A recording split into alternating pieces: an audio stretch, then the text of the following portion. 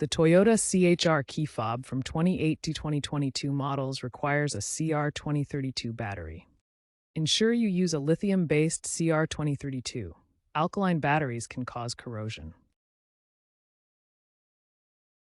To replace it, locate the seam on the fob's edge. Gently pry it open using a flathead screwdriver or plastic pry tool to avoid scratches. Once open, pop out the old CR2032 battery, noting the orientation. The positive plus side typically faces up. Work in a clean, dry area to prevent static discharge. Insert the new CR2032 battery with the positive plus side facing up, ensuring it is properly seated. Snap the two halves of the key fob back together.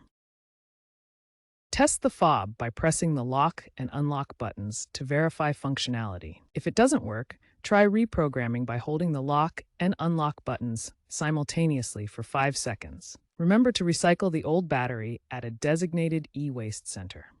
DIY replacement saves money compared to dealership services.